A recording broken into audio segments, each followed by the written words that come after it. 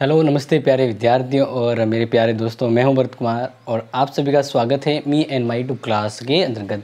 बिल्कुल आप सब बढ़िया होंगे एज यूजुअल।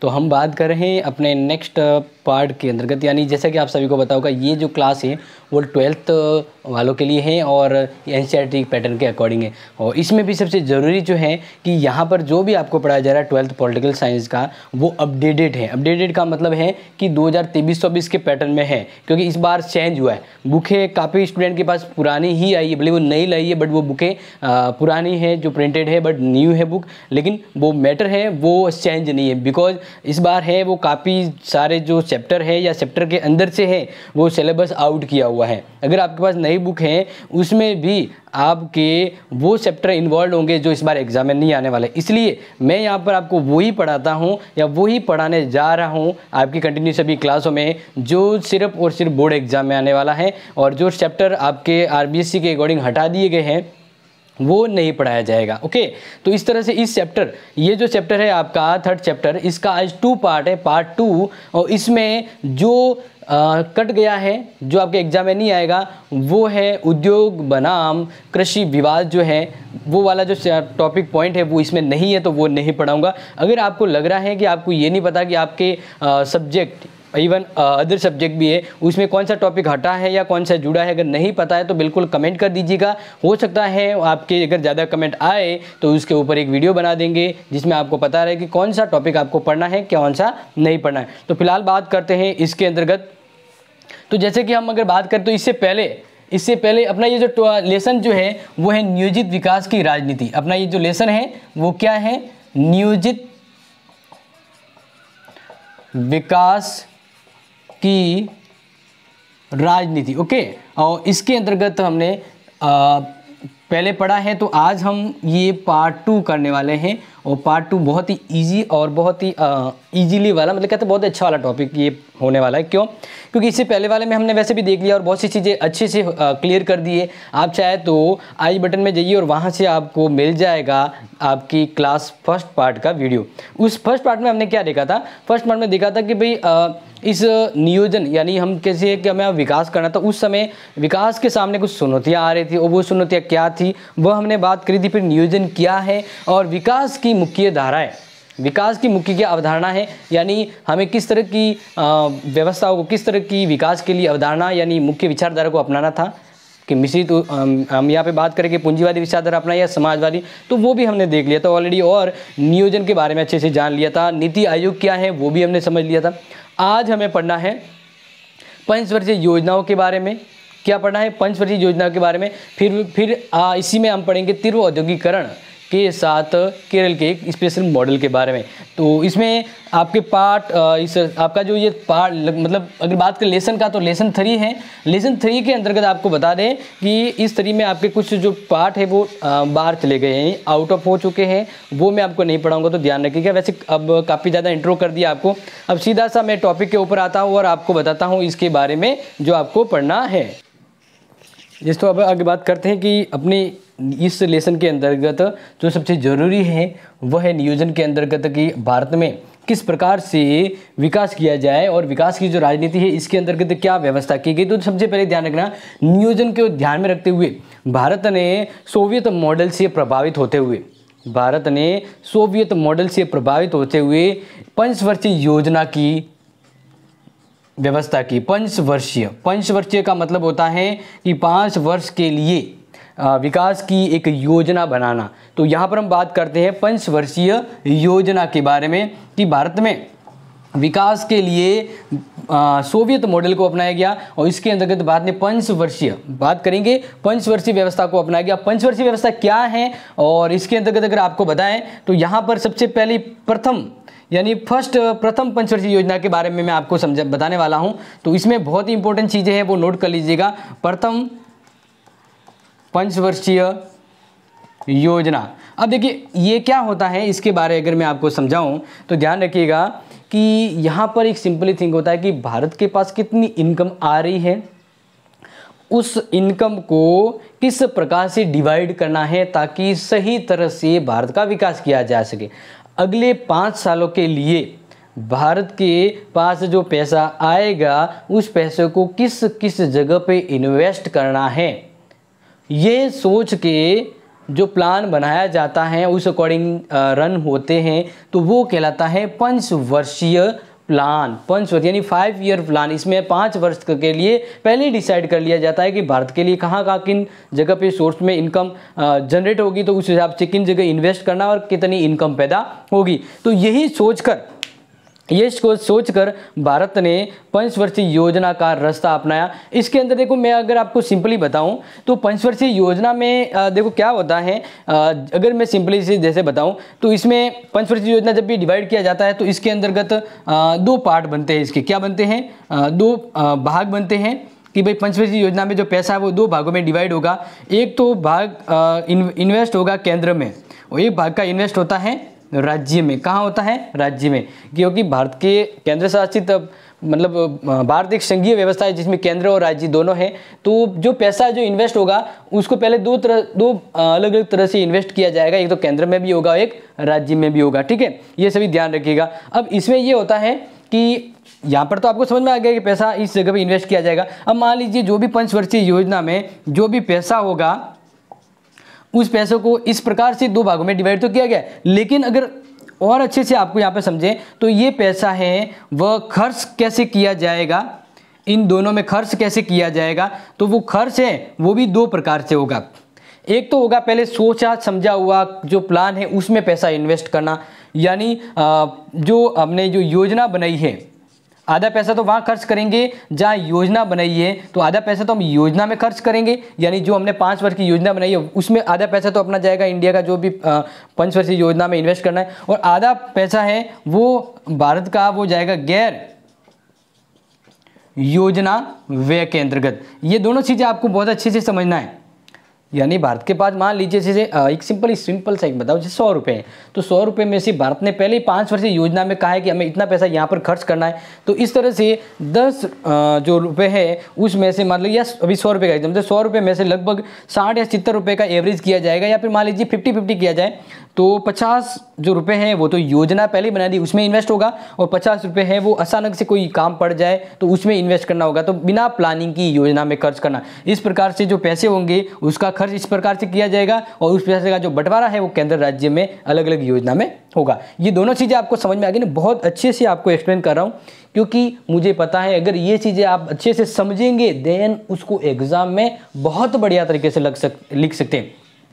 तो सीधा पंचवर्षीय योजना पर ना आकर पहले ये समझा रहा हूँ कि पंचवर्षीय योजना क्या है, किस प्रकार से काम करिए, और भारत ने इस पंचवर्षीय योजना के मॉडल को किससे प्रभावित होकर अपनाया है, सोवियत संघ के मॉडल से प्रभावित होते हुए भारत ने पंचवर्षीय योजना का मॉडल अपने आगे के विकास के लिए अपना गया। अब यहाँ पर मैंने आपको समझा दिया कि पंचवर्षीय योजना किस प्रकार से वर्क करने वाली थी। अब ये जरूरी है, यहाँ पर क्या आ गई, जो योजना में पैसा होता है वो पहले हमने प्राथमिकता की होती है कि कहाँ पर कितना पैसा डालना है। सबसे जैसे प्रथम पंचवर्षीय योजना में हमने सोचा कि हमारा जो ज़्यादा पैसा है वह कृषि उद्योग पर डाला जाए, क्योंकि भारत की सबसे बेसिक नीड थी गरीबी को भगाना, यानी गरीबी का मकड़ जाल से दूर निकलना, तो इसके लिए कृषि को ज़्यादा इंपॉर्टेंस देना था। तो इस प्रकार से योजना में पैसा करना, और कुछ पैसा है वो गैर योजना के अंदर कार्यों में भी खर्च करना होता है। तो ये प्लान के साथ हमने पंचवर्षीय यानी 5 सालों की प्लानिंग के साथ अपना देश का जो पैसा है वो इन्वेस्ट करने का सोचा। ये है पंचवर्षीय। ओके, अब यहाँ पे थोड़ा सा आपको बताएं तो बहुत ही अच्छे से अगर आप समझते हैं देन आपको पता होगा कि भारत ने पंचवर्षीय योजना का जो कार्य किया था, तो इसको थोड़ा सा मैं अच्छे से समझा दूं कि पहली जो पंचवर्षीय योजना थी वह 1951 से शुरू हुई थी, नोट कर लीजिएगा, और 1956 तक चली। ओके, और दूसरी जो पंचवर्षीय योजना थी ये फर्स्ट थी, ये सेकेंड थी, दूसरी 1956 से आप नोट कर लीजिएगा क्योंकि ज़रूरी है, 1961 तक चली। ठीक है ना, ये 5 ईयर प्लान होता है तो इसलिए इसको ध्यान रखिएगा। अब जो थर्ड प्लानिंग थी वह थी 1961 से लेकर 1966 तक। तो तीन पंचवर्षीय योजना तो मतलब बिना रुके चली, जिसमें सबसे सफल योजना वो फर्स्ट रही थी।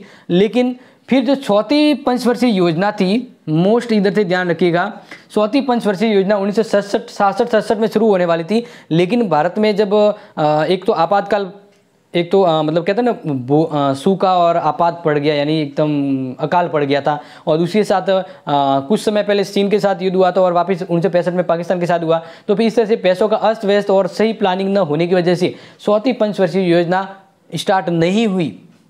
ठीक है, चौथी पंचवर्षीय योजना शुरू नहीं हुई। उससे पहले 20 में 1966 से लेकर 1969 के बीच इन 3 सालों में भारत के लिए अनवरत योजना शुरू की थी।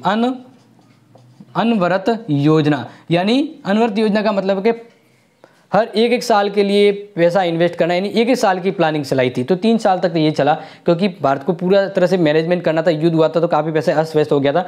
फिर चौथी पंचवर्षीय योजना है वह 1969 से शुरू होकर 1974 के आसपास ये योजना चली थी। ठीक है, तो इस प्रकार से ये एक थोड़ा सा मैंने आपको एग्जाम्पल बताया है कि किस प्रकार से पंचवर्षीय योजना का कार्य रहा था। और एग्जाम में ये आ सकता है कि किस समय भारत की पंचवर्षीय योजना का कार्य रुक गया था, कौन सी योजना है वो समय पर शुरू नहीं हुई थी, वो थी चौथी पंचवर्षीय योजना समय पर शुरू नहीं हुई, फिर उसको बाद में शुरू किया गया। तो इस बीच में जो योजना जो प्लान था वो अनवरत प्लान था। ओके, ये ध्यान रख लीजिएगा, बहुत ही ज़्यादा माइक्रो प्रश्न यहाँ से आने की संभावना रहती है।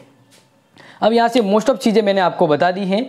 अब यहाँ से जो ज़रूरी है वो मैं आपको बता रहा हूँ, उसको समझ लीजिएगा, क्योंकि यहाँ से एक बार अगर आपने डियर ये क्लास अगर समझ ली ना, यहाँ से अगर आपने इस क्लास को समझ लिया, आपको कहीं पर भी जाने की ज़रूरत नहीं। अगर आपको रिवीजन भी अगर कभी ज़रूरत पड़े तो यहाँ से आपको एक बार देखने से पूरा कॉन्सेप्ट क्लियर हो जाएगा।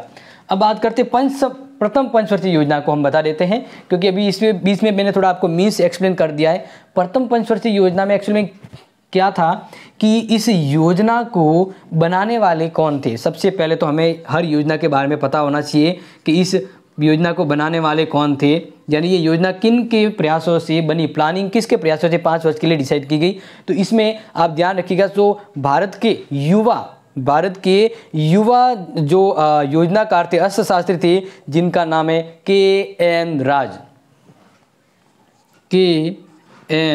राज।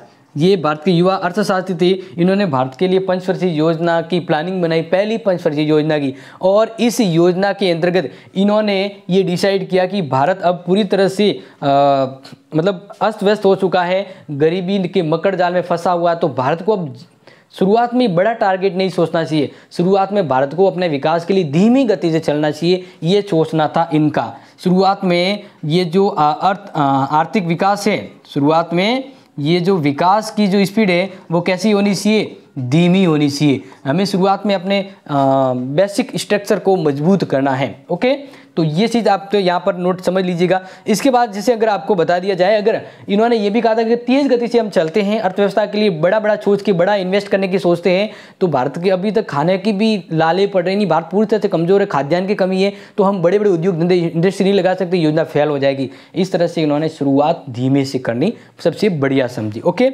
और इसको अब यहाँ पर ध्यान दीजिएगा, प्रथम पंचवर्षीय योजना में दूसरा ध्यान रखेंगे कि किस पर ज़्यादा जोर दिया गया। तो प्रथम पंचवर्षीय योजना में नोट कर लीजिएगा, कृषि क्षेत्र पर ज़्यादा जोर दिया गया, क्योंकि इससे हमें हमें इसके लिए किस पर आत्मनिर्भर होना था, हमें निर्भर होना था खाद्यान्न की आपूर्ति के लिए, हमें खाद्यान्न की आपूर्ति करनी थी और इसके लिए आत्मनिर्भर होने की जरूरत थी। तो शुरुआत में हमने सबसे पहले कृषि क्षेत्र पर जोर दिया कि भाई अगर पेट भरेंगे, अनाज होगा, तब देश आगे सोच सकता है। तो इसलिए सबसे प्रथम पंचवर्षीय योजना में किस पर जोर दिया गया, कृषि क्षेत्र पर जोर दिया गया, क्योंकि कृषि क्षेत्र अंग्रेजों के समय बहुत ही ज़्यादा मतलब बहुत ही खराब हालत हो चुकी थी। कृषि क्षेत्र ने बहुत ही ज़्यादा मार झेली थी। इसके अलावा भारत में कृषि के पिछड़ेपन का और भी एक प्रमुख कारण था कि भूमि दोष उत्पन्न था। भूमि दोष का मतलब होता है, भूमि में दोष नहीं होता है, मतलब भूमि का जो बंटवारा था ना वो अस्त व्यस्त था। काफ़ी भूमि तो खालसा पड़ी हुई थी और बहुत सारी भूमि उन लोगों के कब्जे में थी जो खेती करते ही नहीं थी, और जिनको खेती करनी थी उनके पास जमीन नहीं थी। तो ये भू बंटवारा तो वो व्यवस्थित नहीं था, तो उसमें सुधार करना था। तो इसलिए इस योजना में और क्या ध्यान दिया, कृषि भूमि सुधार पर ध्यान दिया। किस पर ध्यान दिया, भूमि सुधार पर ध्यान दिया। इसी के जैसे कृषि सिंचाई क्षेत्र को भी ध्यान दिया गया। सबसे ज़्यादा जोर तो ये हुआ, इसके लिए दूसरा ये किया गया। तीसरा है सिंचाई योजना में व्यय किया गया। सिंचाई योजना में व्यय किया गया। तीसरा, इस योजना के तहत एक बड़ी बहुउद्देशीय परियोजना बनाई, भाखड़ा नागल बांध परियोजना, जो कृषि के साथ बिजली और हर तरह की मतलब आने वाली जो जरूरत है उसको पूरा करने वाली थी, यानी बहुउद्देशीय परियोजना थी भाखड़ा। ध्यान रख लीजिएगा, भाखड़ा नांगल परियोजना। इसके जरिए सिंचाई के लिए पानी और ऊर्जा के लिए बिजली की है वो आपूर्ति इस योजना के तहत होने वाली थी। और इसी के तहत यहाँ पर सबसे ज़रूरी था कि देश की बुनियादी ज़रूरतों को पूरा किया जाए। तो प्रथम पंचवर्षीय योजना में जो लक्ष्य रखा गया था वो पूरी तरह से सफल हुआ। प्रथम पंचवर्षीय योजना सफल हुई। क्या हुई? सफल हुई। तो ये नोट कर लीजिएगा, प्रथम पंचवर्षीय योजना से संबंधित जो भी जरूरी चीज़ें थी आपके सामने मैंने ला के रख दी। अब बात करते हैं इसी तरह से दूसरे जो अपना इम्पोर्टेंट पॉइंट है कि औद्योगिकरण में जोर देना, यानी सेकेंड पंचवर्षीय योजना में जोर कृषि के बजाय उद्योगों पर दिया गया। तो इस तरह से सेकंड अपना जो नेक्स्ट यहाँ पे मैं आपको बताने वाला हूँ, सेकंड पंचवर्षीय योजना में वो एक अलग पॉइंट के साथ आपको इसको समझाऊंगा। देखो यहाँ पर आप समझ गए ना, ये वाली चीज़ें जो जरूरी चीज़ें वही यहाँ पर आपको बताऊंगा, और यहाँ से पढ़ने के बाद आप ये निश्चिंत हो जाइए कि आपको कहीं से भी और जाने की जरूरत नहीं। तो अब प्रथम पंचवर्षीय योजना कृषि पर जोर दिया गया। अब जरूर थी औद्योगिकरण को रफ्तार में लाना, औद्योगिकरण की तेज रफ्तार, औद्योगिकरण की तेज रफ्तार, यानी अपनी जो सेकेंड पंचवर्षीय योजना थी, सेकेंड पंचवर्षीय योजना, सेकेंड पंचवर्षीय योजना, इस पंचवर्षीय योजना में योजनाकारों ने पूरी तरह से उद्योगों पर जोर दिया गया। यानी क्या ना, थोड़ा बहुत खाने को क्या मिल गया, भारत की इनकम मतलब कृषि क्षेत्र क्या सुधर गया। भारत की योजनाकारों ने सीधा बड़ा टारगेट सोच लिया कि हमें भी अब तो उद्योगों को डेवलप करना है, विकास करना है।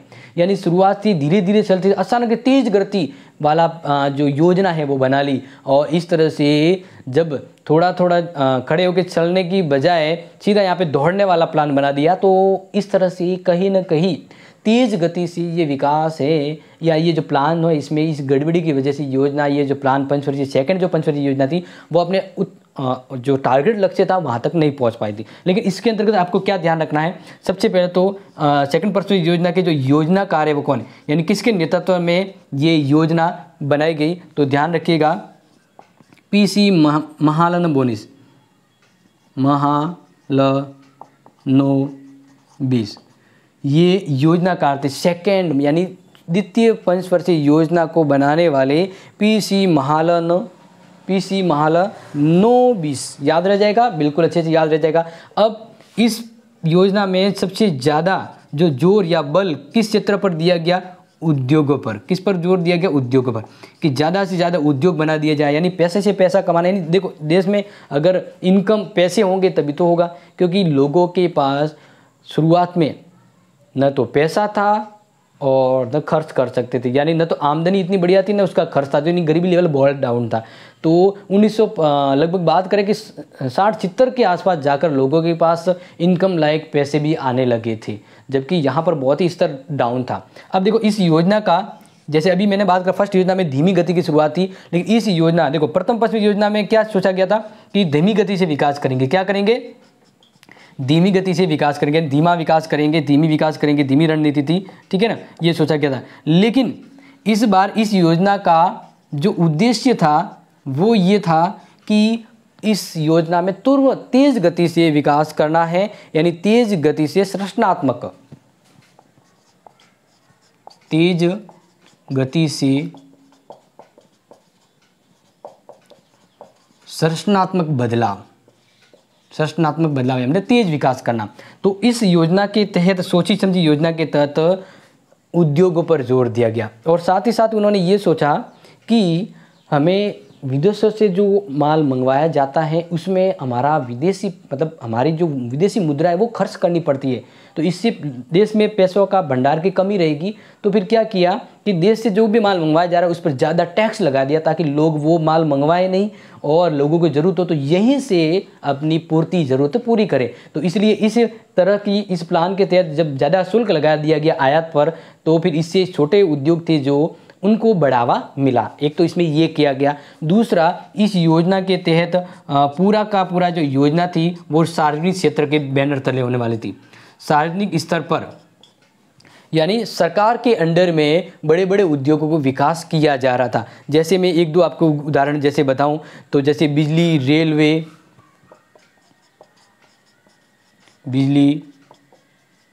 रेलवे, मशीनरी, ये जो भी छोटे मतलब ये इस तरह के जो उद्योग थे वो पूरी तरह से गवर्नमेंट के अंडरटेकिंग वर्किंग हो रहे थे। तो इस प्रकार से पूरा अगर नियंत्रण हम देखें तो वो सरकार का था, क्योंकि इस तरह के संसार उद्योग, ये जो भी इस प्रकार के उद्योग थे पूरी सरकार के नियंत्रण में थे। तो ये योजना में सोचा तो गया था कि देश का तीव्र गति से विकास होगा, अच्छे से विकास होगा, भारतीय अर्थव्यवस्था में एक व्यवस्था आएगी। लेकिन देखो इस योजना में भले ही फेल हुआ, लेकिन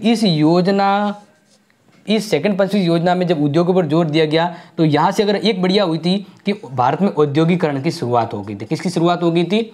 औद्योगिकरण की शुरुआत हो गई थी, ठीक है ना। अब बात करते हैं ये योजना सफल तो नहीं हुई थी, क्योंकि इस योजना में भारत ने अभी खाद्यान्न यानी अन्न के मामले में, खाद्यान्न के मामले में भारत अभी भी आत्मनिर्भर नहीं था। भारत को वापस बाहर से कैसे मंगाना पड़ता था।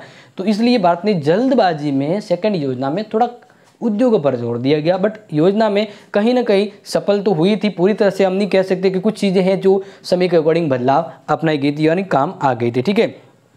अब बात करते हैं तीसरी पंचवर्षीय योजना में कोई ज़्यादा बड़ी चीज़ नहीं थी। तीसरी पंचवर्षीय योजना में शहरीकरण पर ज़्यादा जोर दिया गया, शहरों को ज़्यादा डेवलपमेंट में जोर दिया गया। तो इस तरह से हम यही कहेंगे कि पहली और दूसरी योजना से तीसरी योजना कोई ज़्यादा डिफरेंसेज नहीं थी। तो उस कंडीशन में फिर एक पंचवर्षीय योजना के तहत जो योजना बना रहे थे भारत के विकास की, उनके सामने जो आलोचना करने वाले थे उन्होंने कहा कि हमें शुरुआत में कृषि पर जोर देना था, उद्योगों पर क्यों जोर दिया गया। जैसे कोई कह रहा है कि सेकंड पंचवर्षीय योजना, इस पर दोष लगाया गया कि हमें पंचवर्षीय योजना में कृषि को ही अभी आत्मनिर्भर करना था, कृषि पर ही जोर देना था, तो क्यों समय से पहले उद्योगों पर जोर दिया गया। तो ये कहीं ना कहीं आलोचना का विषय रहा था उस समय। आलोचना का ये जो योजना बना रहे थे उनके सामने कहा कि कृषि को ज़्यादा जोर देने की सेकंड में भी बात की जा रही थी।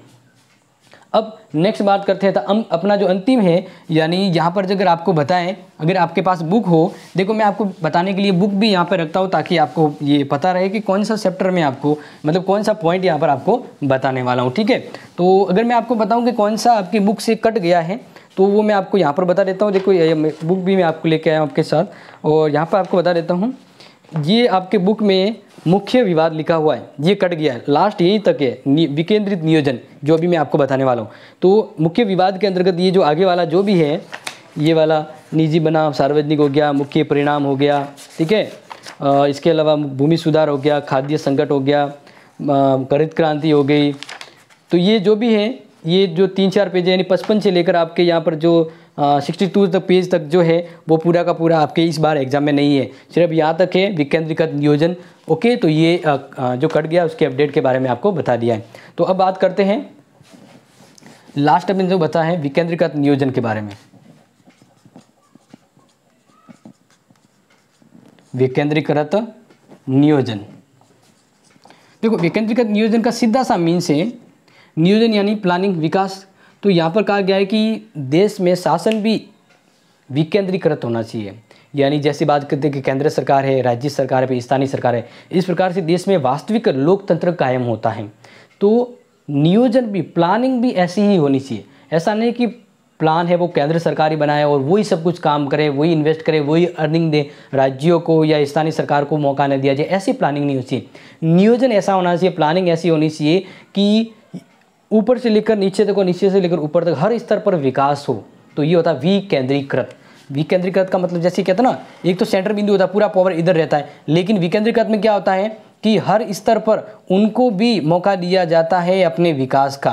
तो इस तरह से शक्तियों का या फिर संसाधनों का, ठीक है ना, सोर्स का बंटवारा है वो इन्हें भी किया जाता है ताकि ये भी अपना विकास कर पाए।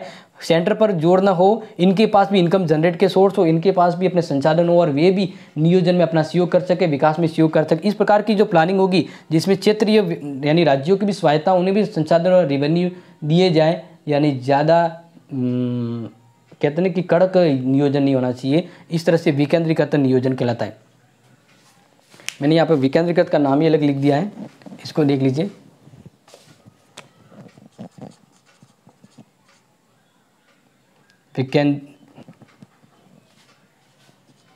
विकेंद्रीकृत, ठीक है ना, यहाँ पर ये मिस कर लेना।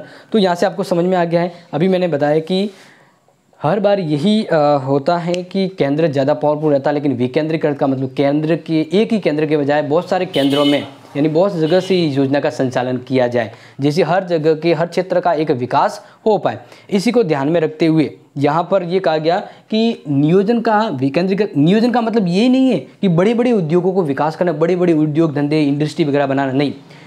विकेंद्रीकृत नियोजन का मतलब होता है कि छोटे से बड़े और बड़े से छोटे या मझले उद्योगों का और हर क्षेत्र का विकास करना, सिर्फ एक ही स्तर पर विकास न होना, तो ये भी नियोजन का मतलब होता है। सिर्फ एक ही क्षेत्र पर विकास, बड़े उद्योगों का विकास न होकर हर छोटे मझले उद्योगों का भी विकास होना, इसको कहते हैं विकेंद्रीकृत नियोजन, जिसमें केंद्रीय बिंदु सिर्फ एक ही प्लानिंग न हो, विभिन्न तरह की प्लानिंग की तरह से विकास किया जाए। मोस्ट ऑफ समझ चुके होंगे। यहाँ पर मेरे कहने का मतलब है कि हमें एक ही पर फोकस न कर कर हमें छोटी बड़ी सभी योजनाएं बनाना,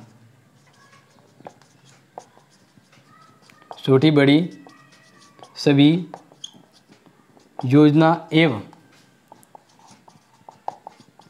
नियोजन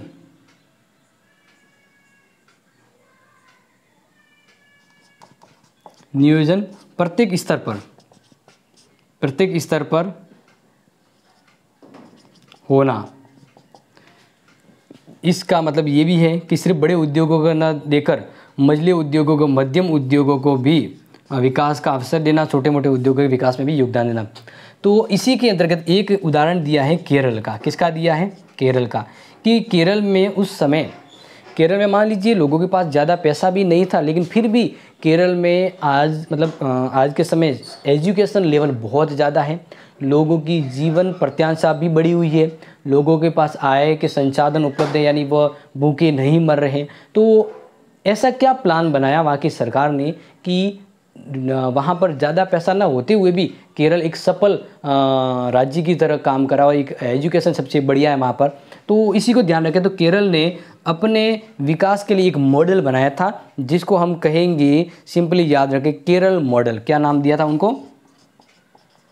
केरल मॉडल, ठीक है ना। अब इस मॉडल के अंतर्गत इन्होंने क्या किया, ये पूछा जा सकता है एग्जाम में। इस मॉडल के अंतर्गत उन्होंने छोटी मोटी योजनाओं को केंद्र बनाया, ऐसे नहीं कि बड़ी योजना बनाना। केंद्रीकृत मतलब होता है बड़ी योजना बनाना। अब बड़ी योजना फेल होगी तो सब कुछ फेल हो जाएगा, लेकिन केरल में विकेंद्रीकृत योजना थी। इसमें क्या था कि छोटी छोटी योजनाओं पर जोर दिया गया और छोटी छोटी योजनाओं के सफल होने पर ऑटोमेटिकली बड़ी योजना भी सफल हो पाती। तो इस तरह से इन्होंने केरल मॉडल के अंतर्गत अगर बात कर दी जाए तो इन्होंने सबसे पहले ध्यान दिया कि भाई हमें शिक्षा को बढ़ावा दिया जाना चाहिए। किसको बढ़ा? क्योंकि आज के समय आपने देखा होगा शिक्षा के क्षेत्र में केरल राज्य उत्तम है, सबसे ऊपर। इसके अलावा शिक्षा, स्वास्थ्य, भूमि सुधार, यानी इस तरह के इसके ऊपर इन भिन्न भिन्न अलग अलग योजनाओं को जोर दिया गया। इसके अलावा जैसे कारगर खाद्य वितरण,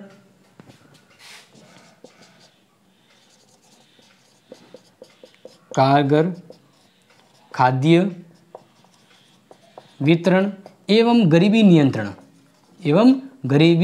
नियंत्रण, तो इस तरह से छोटी छोटी योजनाओं के साथ विकेंद्रीकृत नियोजन की शुरुआत हुई। और केरल में जो बेसिक नीड थी उन्हीं की छोटी छोटी योजनाओं को शुरू करते हुए केरल आज के समय एक विकसित राज्य की श्रेणी में भी काउंट होता है, क्योंकि यहाँ पर लोगों की जीवन प्रत्याशा अच्छी है, मृत्यु दर कम है, शिक्षा का लेवल अच्छा है। तो इसी तरह की प्लानिंग को ध्यान में रखते हुए आने वाले समय में केंद्र सरकार ने भी मैं यहाँ पर नोट कर देता हूँ, केरल के मॉडल से प्रभावित होते हुए केंद्र सरकार ने भी अपनी एक योजना बनाई इससे प्रभावित होते हुए, और जिसको हम कहते नव लोकतांत्रिक पहल। और नव लोकतांत्रिक पहल की बात करें तो ये उन्होंने 1987 से लेकर 1991 के मध्य केंद्र सरकार ने पहल की एक योजना बनाई, जिसके हम कहें यानी केंद्र के द्वारा केरल मॉडल से प्रभावित होते हुए विकेंद्रीकृत योजना के स्वरूप प्रदान करते हुए योजना बनाई थी, जिस योजना को आप याद रखें नव लोकतांत्रिक पहल। नव लोकतांत्रिक पहल, ठीक है, ये आप सभी ध्यान रखेंगे। तो इस तरह से अपनी केंद्रीय सरकार ने भी इन्हीं से प्रभावित होते हुए एक नवीन पहल की, और इस पहल के अंतर्गत उन्होंने सबसे पहले ध्यान रखा कि हमें सबसे पहले शिक्षा स्तर को बढ़ाना है, शिक्षा को सबसे ज़रूरी लेवल पर जाना है, क्योंकि शिक्षा है वो काफ़ी हद तक गरीबी को मिटाने में सहयोग देती है। तो शिक्षा पर जोर दिया जाने लगा। साथ ही साथ यहाँ पर ध्यान रखा कि स्वयंसेवी संगठन बनाए जाए जो छोटे छोटे स्तरों पर काम करेंगे, और इसके अलावा ये भी कहा गया कि लोग पंचायत, प्रखंड या जिला स्तर के ऊपर भी यानी ग्राम स्तर पर भी लोग हैं या फिर ग्राम स्तर की सरकार है वो भी योजना बनाए और अपने क्षेत्र का विकास करें। तो इस तरह से विकेंद्रीकरण नियोजन की यहाँ से शुरुआत होती है। तो I hope my dear students, आप सभी को इस पार्ट की जितनी भी नीड थी ना आपको वो सब बता दिए। यानी आपको इस पार्ट से एक प्यास लगी होगी, इस पार्ट से आपको वो सीखना होगा जो ज़रूरी था, जो पूरे नंबर लाए। तो मैंने वो सब चीज़ें इसके अंतर्गत बता दी। आपको ये 2 पार्ट है ना, ये 2 पार्ट को आराम से तबीयत से देख लीजिएगा। आपको कहीं पर भी जाने की जरूरत नहीं। अगर कहीं पर मान लीजिए स्कूल में अगर अच्छे से समझ नहीं आ रहा, डिसिप्लिन नहीं है, या फिर आपको समझ नहीं आ रहा, आपको ऐसा एनवायरनमेंट चाहिए जहाँ पर आप अकेले आराम से शांति से पढ़ सकें, देन ये चैनल आपको इम्प्रूव करेगा। डेफिनेटली श्योरली 100% ये इम्प्रूव करेगा। तो आपको इस सर की मेहनत अगर इससे लगी है, देन अगर आप इससे उम्मीद करते हैं कि ऐसे और वीडियो मिले, देन आपका एक छोटा सा कर्तव्य है, और वो ऑलवेज होना चाहिए सबका, कि आप इसी तरह की ज्ञानवर्धक ये जो वीडियोज या जो बातें सर की वो आगे टाइम टू टाइम शेयर करते रहें। मिलेंगे आपसे इसी तरह की most helpful and next chapter के लिए। तब तक के लिए take care and share this video. Thank you so much.